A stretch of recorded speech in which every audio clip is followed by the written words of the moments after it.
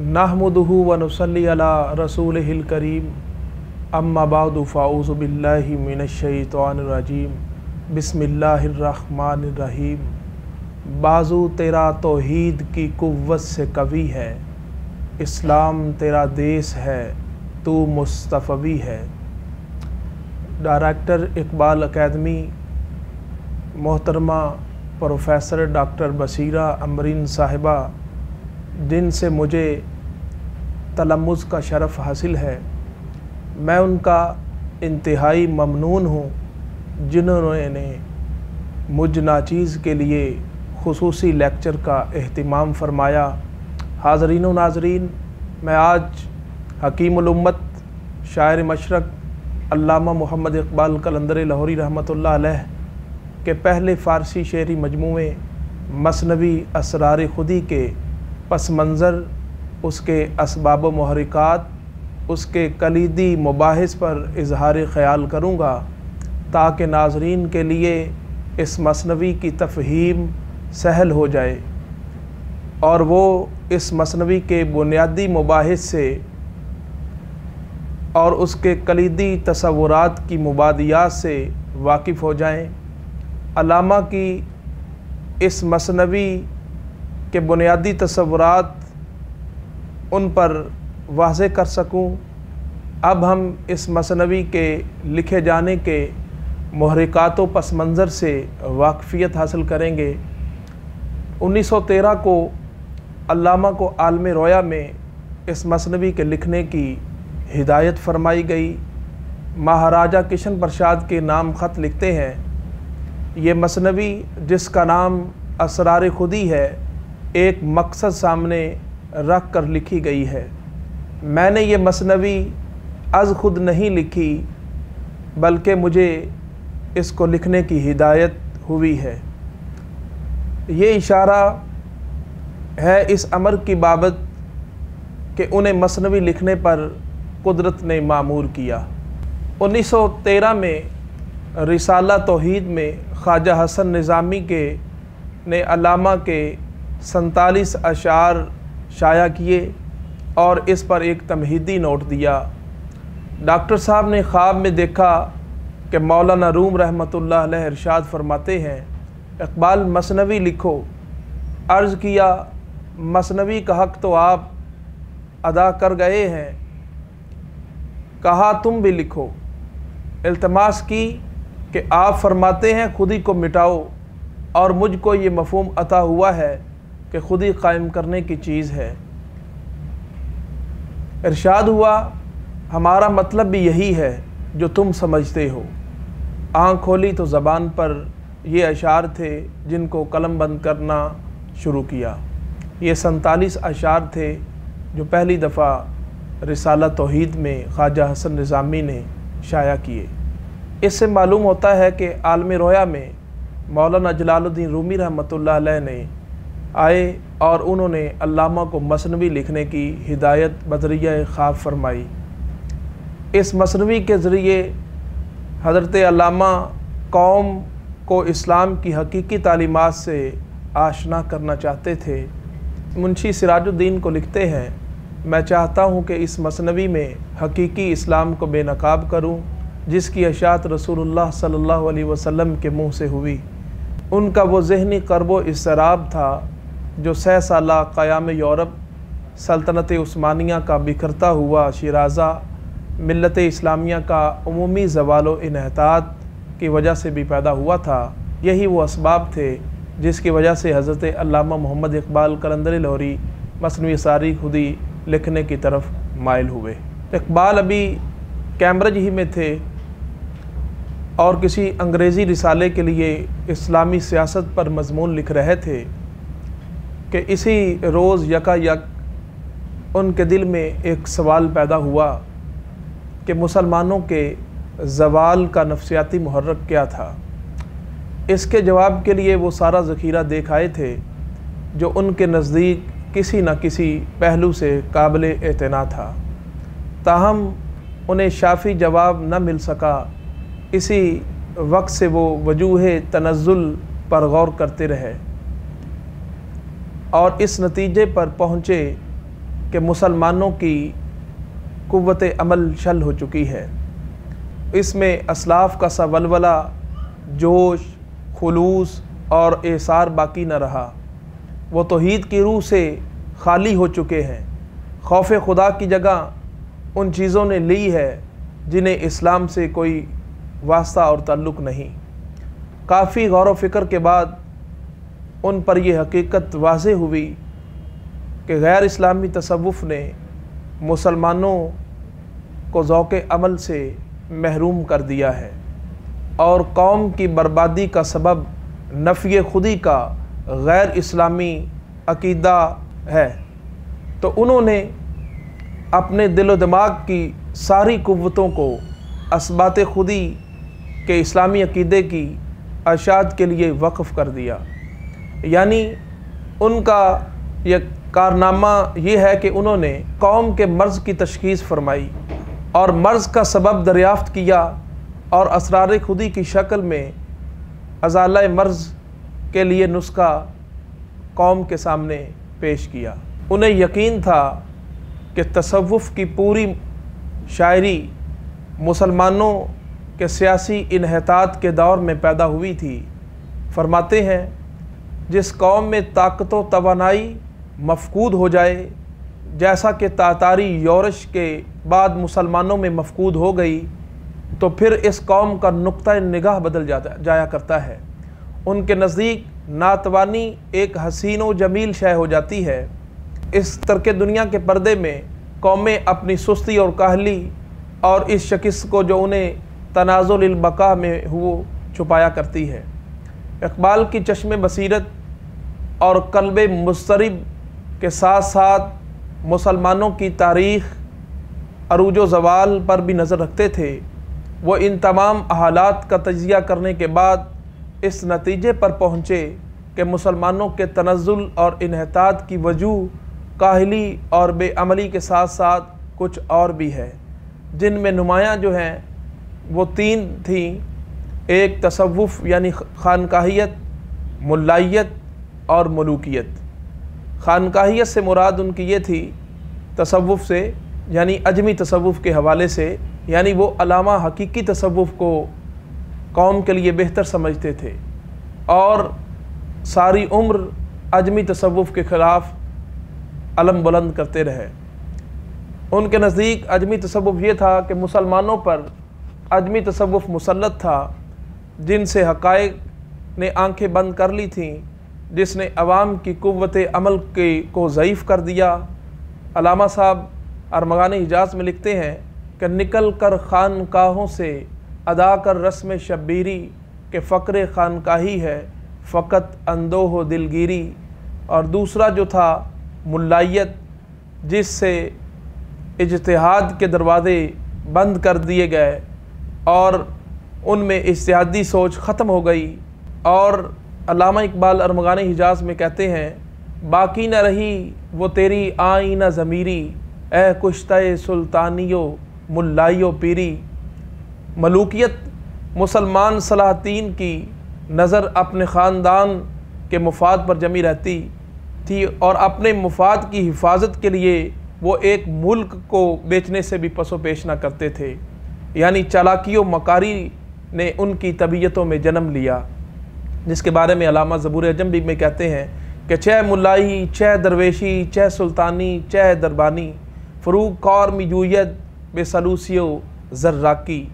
यानी क्या मुल्ला, क्या दरवेश, क्या सुल्तान, क्या दरबान, सब खुश आमद और मुनाफ़क़त से कारोबार को फ़रोग़ दे रहे हैं। अब मैं मसनवी असरार खुदी के 19 अबवाब को मुख्तसर उसके कलीदी नकात जो है वो आपके सामने रखूँगा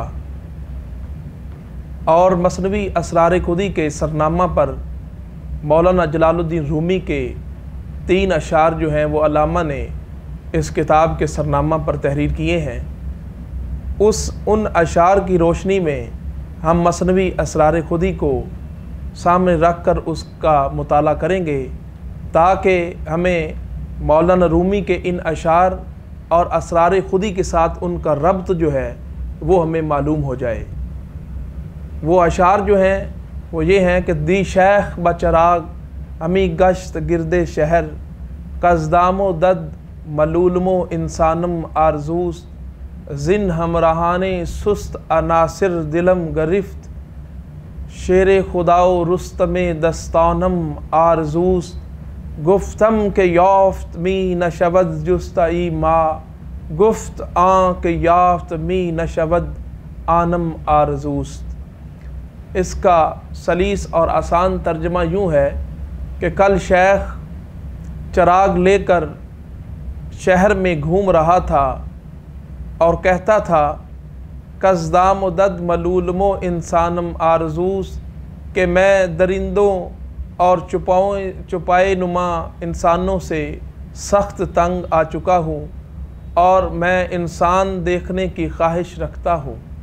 شیر خدا و رستم دستانم آرزوست زن ہمراہان سست عناصر دلم گرفت شیر خدا و رستم دستانم آرزوست میں ایسے لوگوں کی تلاش میں ہوں جو شیر خدا اور رستم دستاں کی سی قوت رکھتے ہیں۔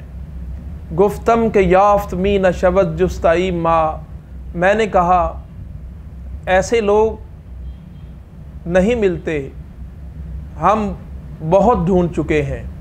گفت کہ یافت می نشود آنم آرزوز اس نے کہا جو نہیں ملتا میں اسی کی تلاش میں ہوں۔ ان اشعار میں بنیادی اور کلیدی الفاظ جو ہیں وہ چار ہیں۔ ایک کہ دام و دد سے کیا مراد ہے اور شیر خدا اور رستم دستاں کی ان اشعار میں کیا معنویت ہے، یہ کس استعارے کے تحت ان اشعار میں علامہ اقبال اپنی اس مثنوی کو کیسے لنک کرتے ہیں۔ میں سمجھتا ہوں کہ ہستی کے دو آرڈرز ہیں، ایک انفسی ہے اور ایک آفاقی۔ تو انسان کی ٹریجڈی کا سبب یہ ہے کہ اس نے اپنی بنیادی وجودی ذمہ داریوں کو انجام نہیں دیا۔ وہ بنیادی ذمہ داریاں کیا ہیں؟ انفس کو آفاق پر غالب کرنا، اس نے الٹا کام کیا، اس نے آفاق کو انفس پر غالب کر دیا۔ دام و دد سے مراد یہی ہے کہ جن کا آفاق ان کے انفس پر غالب ہے۔ علامہ نے ضرب کلیم میں ایک شعر جو ہے وہ اس سے ریلیونس جو ہے وہ ہے کہ مومن کی پہچان کے گم اس میں ہے آفاق، کافر کی یہ پہچان کے آفاق میں گم ہے۔ زن ہمراہان سست عناصر دلم گرفت کی ترکیب ایسی ہے جس پر ہر وجد ناکافی ہے، ہر تعقل ادھورا ہے، ہر ذہن غبی پن ہے۔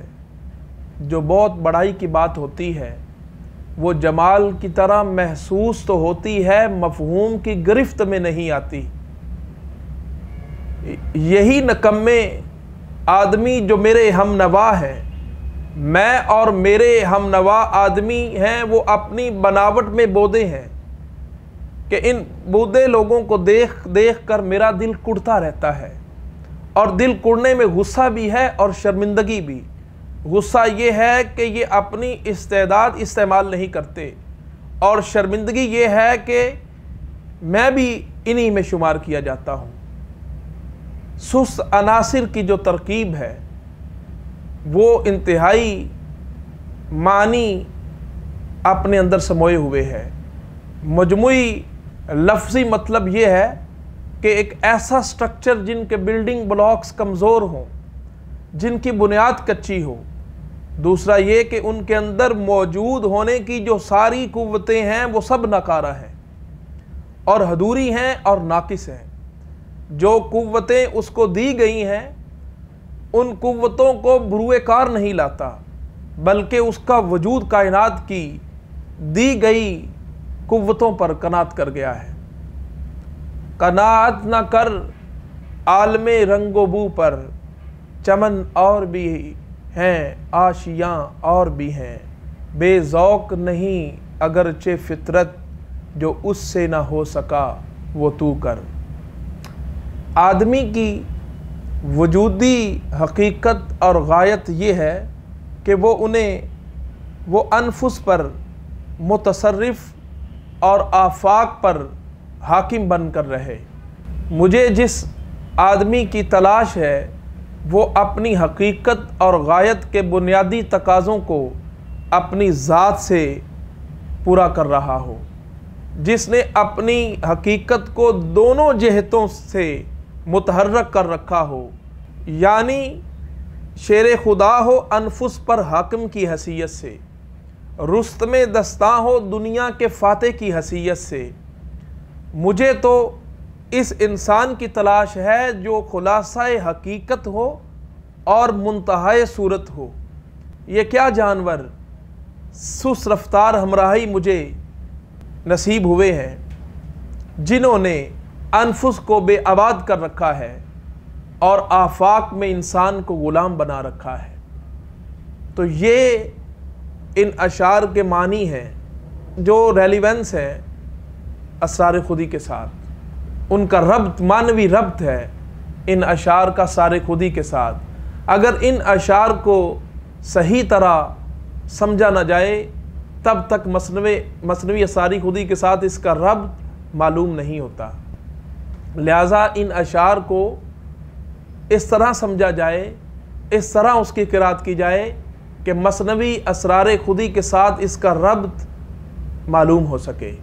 اس کے بعد علامہ اقبال اسرار خودی کی تمہید کے اوپر محمد حسین نظیری نیشہ پوری کا ایک شعر جو ہے وہ کوٹ کرتے ہیں کہ نیست در خشک و ترے بے شائے من کوتاہی، چوب ہر نخل کے ممبر نہ شود دار کنم۔ یعنی میرے جنگل کے خشک و تر میں کوئی ایسی چیز نہیں جو کارآمد نہ ہو۔ جس درخت کی لکڑی ممبر بننے کی صلاحیت نہیں رکھتی میں اسے سولی بنا دیتا ہوں۔ اسرار خودی کی روح کا عنوان مولانا روم کے ان اشعار کو بنایا اور اسرار خودی کے جسم کے نقطہ آغاز نظیری کے شعر کو بنایا۔ خودی کی حقیقت مولانا کے شعر کو اور خودی کی فعلیت کو نظیری کے شعر سے جوڑا ہے۔ اس کا مفہوم جو ہے اس میں بنیادی دو تراکیب ہیں، ایک ممبر کی اور ایک دار کی۔ جب تک ان علامات اور ان استعارات کو نہ سمجھا جائے تو مصنوی اسرار خودی کے ساتھ اس شعر کا لنک یا اس کا ربط جو ہے وہ مستحضر نہیں رہتا۔ میرا بیشہ وجود یعنی میری خودی اپنے پھیلاؤ میں میرا لوکیل آف سیلف ہے، وہ میرا بیشہ ہے یعنی جنگل ہے، تو اس میں کوئی کمی نہیں ہے۔ اس کا تنوع، اس کا اختلاف دیکھ کر یہ نہ سمجھو کہ اس میں بعض چیزیں ناکارہ ہیں اور نامکمل ہیں اور بعض ناقص ہیں، بعض چیزیں کارآمد ہیں اور بعض ناکارہ ہیں۔ میرے سیلف ہوڈ کی تفصیل یہ ہے کہ ہر چیز حقیقت کے ظہور کا ذریعہ ہے، اس کی ہر شے کارآمد ہے۔ خشک اور تر یہ جو دو تراکیب ہیں، ان سے مراد نظیری کی یہ ہے کہ انسان کا جوہر فراق اور تر سے انسان کا جوہر قرب مراد ہے۔ یعنی خشک کو ہم انسان کا جوہر فراق جو غیاب میں رہ کر تکمیل پاتا ہے، اور تر انسان کا جوہر قرب ہے جو حضور میں رہ کر تشکیل پاتا ہے۔ یعنی میری حالت فراق میں میری کیفیت وصل دونوں حقائق کے ساتھ نسبت پیدا کرنے کی لازمی ضرورتیں ہیں۔ ان میں سے کوئی چیز ایسی نہیں ہے جو نکارہ ہو۔ انسان کی خودی کی تفصیل دو اصول پہ ہوتی ہے، ایک خدا کے ساتھ جوڑ کر اور دوسری خدا کے ساتھ توڑ کر۔ انسانی خودی حضور حق میں اور حضور غیاب میں تشکیل پاتی ہے۔ یعنی میرا اصول ہستی فنا اور بقا کے توازن کا نام ہے۔ ممبر اصول بقا ہے، اصول ہستی ہے، اور دار اصول فنا ہے۔ ممبر حصول عقل ہے اور دار حصول عشق ہے۔ ممبر خودی کی اجتماعیت کا اشتعارہ ہے اور دار خودی کی انفرادیت کی علامت ہے۔ ممبر شریعت کی علامت ہے اور دار طریقت کی علامت ہے۔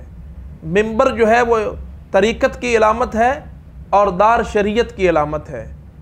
منبر جو ہے وہ جہت ارشاد ہے اور دار جہت جذب ہے، ہر چیز کارآمد ہے۔ اس لیے میرے اجزائے ہستی میں کوئی چیز فضول اور بیکار نہیں ہے۔ میری حقیقت کو فعال بنانے کے لیے دار اور منبر دونوں لازم و ملزوم ہیں۔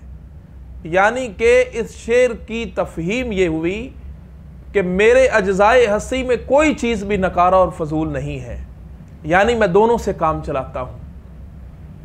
یہ ہے اس شعر کا مفہوم جو ہمیں مثنوی اسرار خودی کے ساتھ ربط معلوم ہوتا ہے۔ اس شعر کا میں سمجھتا ہوں کہ رومی کے اشعار کو خودی کی حقیقت کے طور پر علامہ نے دکھایا ہے اور نظیری کے شعر کو فعلیت کے اعتبار سے دکھایا ہے، کیونکہ خودی جو ہے وہ اپنی حیت کے اعتبار سے نوری ہے اور اپنی فعلیت کے اعتبار سے ناری ہے۔ یعنی کہ خودی جو ہے اس کی حقیقت جو ہے وہ نوری ہے، نور جو ہے وہ حرکت کا استعارہ ہے، اور نار جو ہے یہ فعلیت کا استعارہ ہے، یہ حرارت کا استعارہ ہے، یہ قوت کا استعارہ ہے۔ یعنی کہ نور اور نار کو خودی کی حقیقت اور فعلیت کا اقبال نے جو ہے اپنے شعر کے اندر بیان کیا کہ نقطہ یہ نوری کے نام او خودیس زیری خاک ما شرار زندگیس۔ نور کا وہ نقطہ جس کا نام خودی ہے، ہماری بدن کی خاک کے اندر چنگاری ہے۔ یعنی کہ جسم کے اندر، ہماری خاک کے اندر، ہماری بدن کے اندر جو ہمارے اندر قوت اور مثبت صلاحیتیں چھپی ہوئی ہیں، اس کو بروئے کار جو ہے وہ ناری کے طور پہ اقبال نے اس کو بیان کیا ہے۔ مولانا رومی کے 3 اشعار اور نظیری نیشہ پوری کے ایک شعر جو تمہید کے اوپر درج ہے اس کی میں وضاحت کر چکا ہوں۔ اب میں اوورال مثنوی اسرار خودی کے اہم نکات جو میں نے مثنوی اسرار خودی کو بارہا مطالعے کے بعد اخذ کیے ہیں وہ آپ کے سامنے رکھتا ہوں۔ تمہید سے پہلے والے مولانا کے اشعار میں رات کا ذکر ہے، ایک رات کا ذکر ہے۔ اس کے بعد تمہید کا آغاز ہی رات کے گزرنے اور صبح کے نمودار ہونے سے ہوتا ہے۔ یعنی حضرت علامہ اقبال نے تمہید کا جو پہلا شعر ہے اس میں ہے کہ راہ شب چن مہر عالم تاب زد گریہ من بر رخ گل آب زد۔ اس میں رات کے گزرنے کا، رات کے ختم ہونے کا ذکر ہے اور صبح کے نمودار اور ظاہر ہونے کا ذکر ہے۔ صبح اس بات کی علامت ہے، علامہ صاحب قوم کو تاریکی اور ظلمت سے نکال کر ان کو روشنی میں لانا چاہتے ہیں، ان کو آزادی کی طرف جو ہے وہ اکسانا چاہتے ہیں، ان کے اندر بیداری، احساس بیداری پیدا کرنے چاہتے ہیں، ان میں قوت و حرکت و حرارت پیدا کرنا چاہتے ہیں۔ مولانا روم کے اشعار اور تمہید کے اس پس منظر کو اکٹھا پڑھنے سے یہ معلوم ہوتا ہے کہ وہ رات ختم ہو گئی ہے جس میں شیخ چراغ لیے انسان کی تلاش کرتا ہے۔ اقبال یہ کہتا ہے کہ دنیا میں کسی نئے اور مبارک دور کا آغاز ہوا چاہتا ہے۔ ان کتاب اسرار خودی اور رموز بے خودی دونوں ایک دوسرے کا عکس معلوم ہوتے ہیں۔ پہلے حصے کے آخر میں حضرت علی رضی اللہ تعالیٰ عنہ کا ذکر ہے اور دوسرے یعنی رموز بے خودی کے آخر میں حضرت ابو بکر صدیق اکبر رضی اللہ تعالیٰ عنہ کا ذکر ہے۔ یہ التزام اکثر معاملات میں رکھا گیا ہے۔ اسرار خودی میں دکھایا گیا ہے کہ قوم کی زندگی میں افراد کا احساس خودی اہمیت رکھتا ہے۔ رموز بے خودی میں دکھایا گیا ہے کہ قوم کی زندگی افراد کے لیے اہم ہے، افراد کی خودی قوم کے ذریعے وسعت اور کمال حاصل کرتی ہے، اور قوم مر رہی ہو تو افراد کا احساس خودی بھی ختم ہو جاتا ہے۔ اس مناسبت سے اسرار خودی میں مسلمانوں بادشاہوں کی جتنی بھی حکایات بیان ہوئی ہیں ان میں سے کسی بھی بادشاہ کو علامہ ہیرو کے طور پر پیش نہیں کرتے، بلکہ ان تمام حکایات کا ہیرو کوئی نہ کوئی درویش ہے۔ اس کے برعکس رموز بے خودی میں مسلمان بادشاہوں کی جو حکایات بیان پیش ہوئی ہیں ان کے ہیرو عموماً بادشاہ ہیں، مگر وہ اپنے آپ کو شریعت اور قوم کے مشترکہ اقدار کے تابع کر کے ہیرو بنتے ہیں۔ اسرار خودی میں شخصیات کو نائب خدا کے طور پر اور رموز خودی میں شخصیات کو نائب مصطفیٰ کے بنا کر پیش کیا ہے۔ غرض اگر کوئی درویش بادشاہ کے روب میں نہ آئے تو اسرار خودی کے مطابق ہے۔ کوئی بادشاہ اپنے آپ کو ملت کے آئین کے سامنے جھکا کر سرخ رو ہو جائے تو وہ رموز بخودی کے مطابق ہے۔ اقبال کا موقف یہ تھا کہ فرد کی طرح قوم کی بھی ایک خودی ہو سکتی ہے۔ یہ بات الفاظ کے علاوہ بھی ظاہر کی گئی ہے کہ اسرار خودی کی تمہید میں شاعر نے قاری سے خطاب کیا ہے، جبکہ رموز خودی کی تمہید میں مسلمان قوم کو مخاطب کیا ہے، جس کی فضا سے فرد کی خودی اور ملت کی خودی کے درمیان ایک موازنے کی صورت ہے۔ اسرار خودی کے اختتام پر شاعر نے خدا سے دعا مانگی ہے اور رموز بخودی کے آخر میں حضور صلی اللہ علیہ وسلم کو مخاطب فرمایا ہے۔ یہ بات بھی اصول کے مطابق ہے کہ فرد کی خودی کا منبع خدا کی ذات ہے، یعنی خودی مطلق ہے، جبکہ قوم کی خودی کا سرچشمہ رسول اللہ صلی اللہ علیہ وسلم کا مشاہدہ ہے۔ فرد کی خودی کا منبع خدا کی ذات ہے اور وہ ذات بھی محمد الرسول اللہ صلی اللہ علیہ وسلم کی عاشق ہے۔ اس لحاظ سے خودی اور خدا کا تعلق اور قوم اور رسول کا تعلق ہے۔ خطاب کا آغاز مولانا روم کے اشعار سے ہوتا ہے اور اس کا اختتام حضور صلی اللہ علیہ وسلم کی بارگاہ سے ہوتا ہے، جہاں اقبال کچھ گزارشات اللہ کے نبی صلی اللہ علیہ وسلم کی بارگاہ اقدس میں پیش کرتے ہیں۔ قابل غور بات یہ کہ اسرار خودی کی اشاعت یعنی 1915 سے لے کر علامہ کے آخری شعری مجموعے ارمغان حجاز کی اشاعت 1938 تک 23 برس کا عرصہ بنتا ہے۔ یہ اتنی ہی مدت ہے جتنی مدت میں قرآن شریف نازل ہوا ہے۔ یہ عرصہ اقبال نے اپنی مرضی سے منتخب نہیں کیا، کیونکہ آخری تصنیف ان کی وفات پر شائع ہوئی، لہذا یہ شاعر کا فعل نہیں ہے بلکہ یہ خدا کا ہی فعل ہو سکتا ہے۔ یہ تھے اسرار خودی کے وہ نکات جو میں سمجھتا ہوں کہ اسرار خودی کی قرات یا اس کی تفہیم یا اس کو پڑھنے سے قبل اگر قاری کے ذہن میں مستحضر رہیں تو اسرار خودی کے مباحث کو سمجھنے میں، اسرار خودی کی تفہیم میں کوئی رکاوٹ پیش نہیں آئے گی، بلکہ اس کو سادگی سے بندہ اور سلیس انداز سے اس طرح سمجھے کہ اسرار خودی کے تمام معنوی جہتیں اس پر آشکار ہو سکیں۔ مثنوی اسرار خودی کے 19 ابواب ہیں۔ میں ان کا مختصر سا خاکہ آپ کے سامنے رکھوں گا تاکہ پوری مثنوی کے ابواب کا ایک معنوی ربط بھی جو قاری کے سامنے مستحضر رہے۔ پہلا چیپٹر ہے کہ دربیاں این کے اصل نظام عالم از خودیست و تسلسل حیات تعینات وجود بر استحکام خودی انحصار دارد۔ اس میں حضرت علامہ اقبال نے یہ واضح کیا ہے کہ خودی کی حقیقت کیا ہے، اس کی کیفیت اس کی مختلف صورتوں میں واضح کر چکنے کے بعد یہ واضح کیا گیا ہے کہ تخلیق و تکمیل ہی اس کا اصل منصب ہے۔ اس غرض سے وہ میدان عمل میں مختلف شکلیں اختیار کرتی ہے۔ اس کائنات میں جو کچھ نظر آ رہا ہے یہ خودی ہی کی گلکاریوں کا نتیجہ ہے۔ پھر خودی کے مختلف مظاہر پیش کیے گئے ہیں تاکہ اندازہ ہو جائے کہ ضعف و قوت کا معیار کیا ہے۔ خودی اگر ضعیف ہو تو اس کی شکل کیا ہے اور مستحکم ہو تو کون سی شکل اختیار کرتی ہے۔ اس سلسلے میں ضعیف خودی اور قوی خودی کے مختلف مظاہر پیش کیے گئے ہیں۔ دوسرا چیپٹر جو ہے دربیاں این کے حیات خودی از تخلیق و تولید مقاصد است۔ اقبال کے نزدیک ارتقاء خودی کا پہلا مرحلہ تخلیق مقاصد و تولید آرزو ہے۔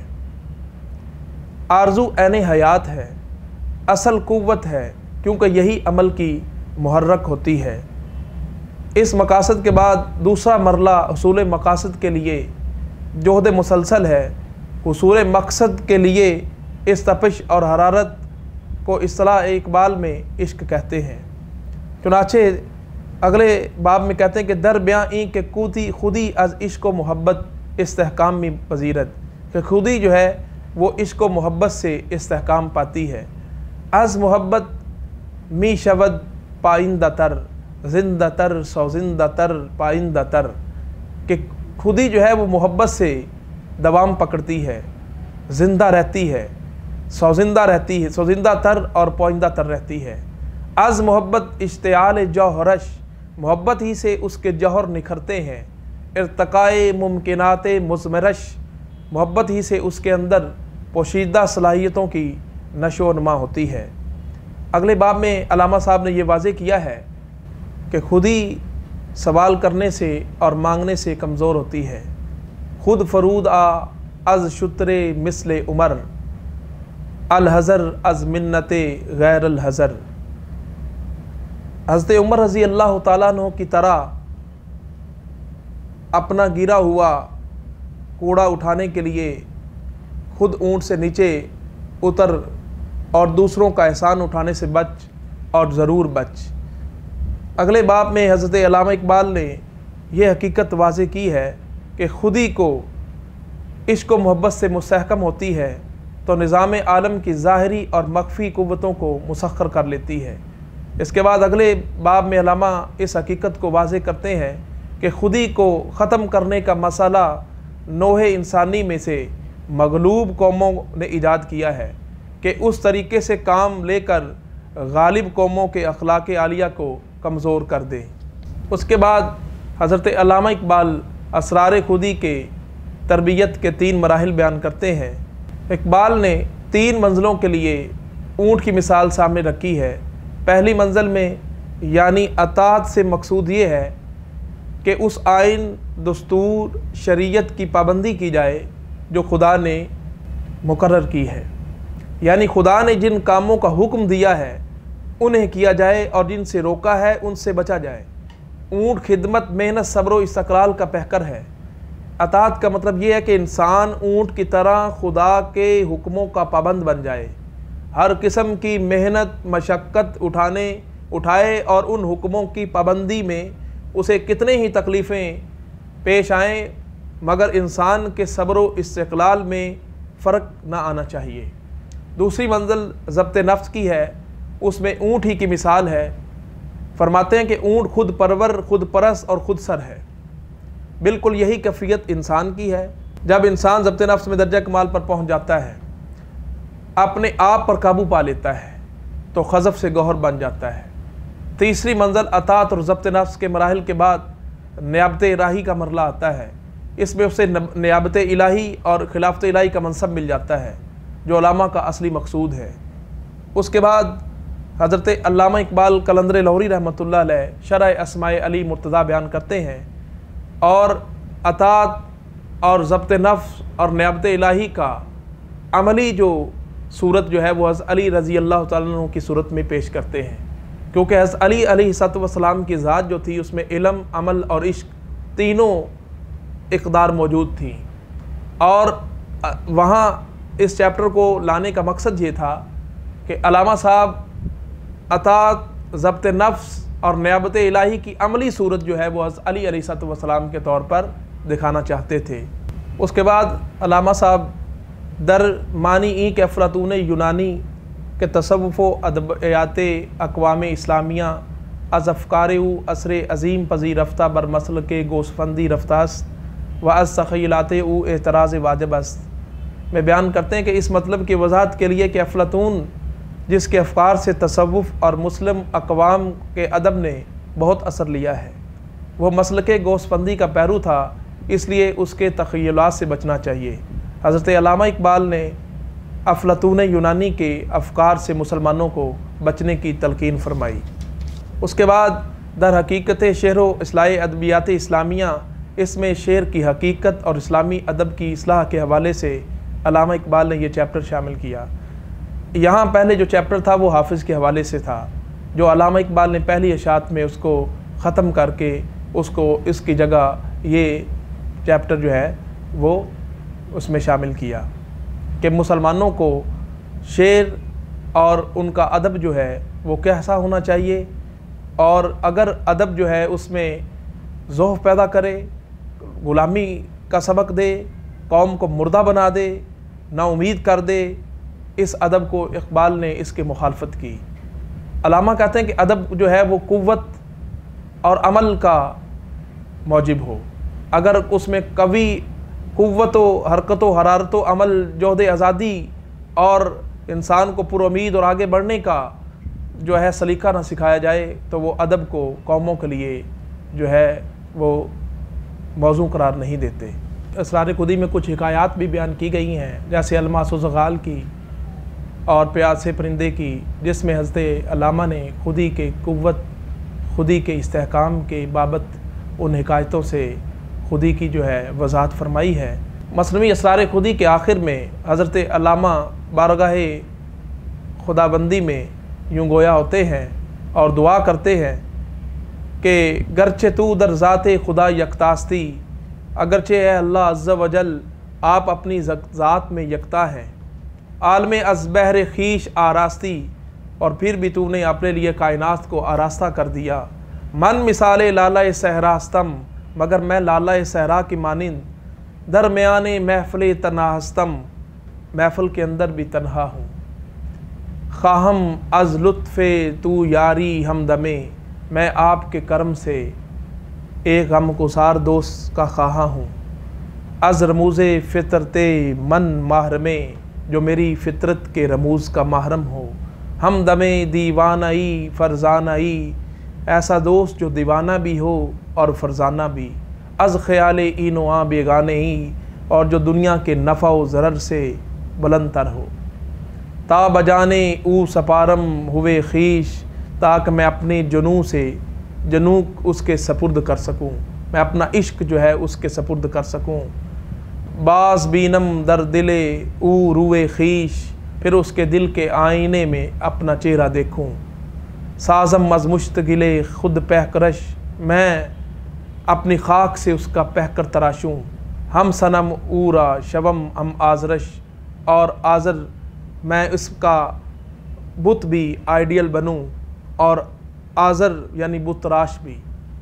یہ تھا علامہ اقبال کا اللہ رب العزت کی بارگاہ میں دعا کرنا۔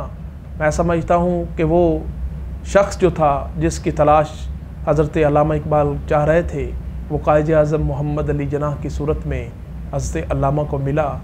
علامہ صاحب اور قائد اعظم محمد علی جناح کے خطوط سے یہ واضح ہوتا ہے کہ وہ لیڈر، وہ انسان جس کی تلاش حضرت علامہ اقبال کو تھی، وہ قائد اعظم محمد علی جناح کی صورت میں مسلمانوں قوم کے لیے اللہ تعالیٰ نے مسلمان قوم کو قائد اعظم محمد علی جناح کی صورت میں ہمیں نوازا۔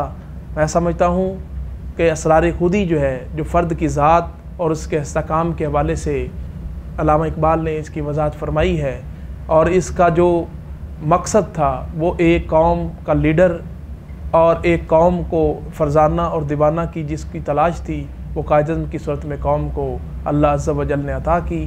اور میں سمجھتا ہوں کہ یہ تو قیام پاکستان کے حوالے سے قائد اعظم محمد علی جناح کی صورت میں اسلامی دنیا کے نقشے پر پاکستان کے نام سے ایک آزاد اسلامی ریاست کا معرض وجود میں آنا یقیناً خدا تعالیٰ کی وجہ سے تھا۔ اب قوم کو استحکام پاکستان کی ضرورت ہے۔ ہمیں چاہیے کہ ہم اپنے پاکستان کے لیے خصوص اور اپنے مفادات کو چھوڑ کر قوم کے مفادات کو ترجیح دیتے ہوئے اس قوم کے ساتھ مخلص رہیں۔ پاکستان پائندہ باد۔